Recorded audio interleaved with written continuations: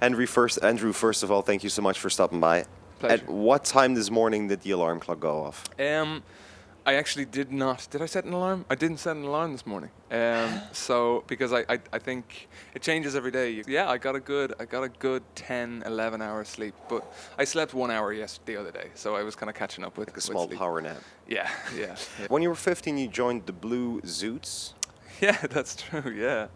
No one knows about A that. couple years later, from then on in 2009, you joined the Anuna Choir. And Anuna Choir, That's a huge transition, I guess, from what you did in the Blue Zoots. Yeah. I think I was around the time I was involved in a lot of very different styles of things. So the Blue Zoots was, I was 15 years old when I joined them.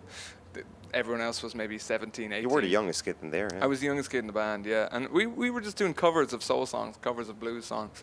And then I was kind of lent my voice to a few things. I was singing and teaching myself how to play guitar. I joined Anuna, which are like a world music. They do a lot of ancient music, a lot of kind of ancient Celtic music, and then a lot of just a lot of early music as well too, kind of sacred and secular hymns. And yeah, that was an experience. I toured with them for a brief period, and then in college, sang. I had a lot more time on my hands, and I was eager to do whatever I could. So According to the Telegraph, it says a gangly introvert. Now, the word introvert I get, but the word gangly is not very known to me. Gangly is like lanky. So gangly being, I can demonstrate my gangliness by the length of my just long-limbed, kind of awkward. I think that's what I mean by Awkwardly gangly. introvert. How keen are you then on social media? I think social media has its very important purposes. I think what I suppose where I sit with social media is I kind of grew up. I just find I find narcissism largely unattractive, and so I think where social media is done for just largely narcissistic purposes. Then it's not a very good medium to...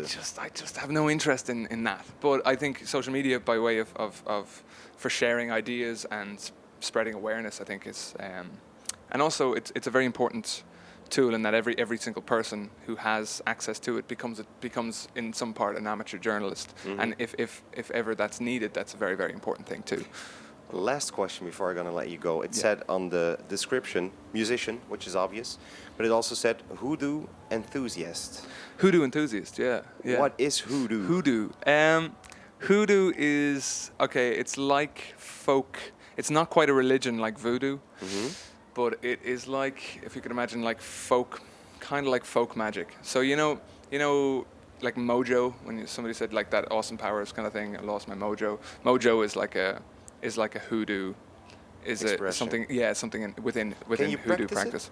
You can practice hoodoo, yeah. If you ever, I'm trying to think of other examples of hoodoo. Hoodoo is there's things like a mojo bag. A mojo bag is where mojo comes from. It's where you put kind of bits of. It's like something you find in blues music a lot. It's referenced a huge amount in blues music and like rock and roll music and. And you got something like a hoodoo bag? I don't. Sadly, I don't. I think I just think it's an interesting kind of thing. It's a something to look into more while being on tour. Yeah, it's just a fascinating, I suppose, kind of. Way of cultural thinking phenomenon. And cultural, yeah. Yeah, exactly, yeah. Okay. Andrew, thank you very much for Pleasure, stopping by. man. I wish you pleasure on the main stage. Thank you very much. Thank you. Good to talk to you.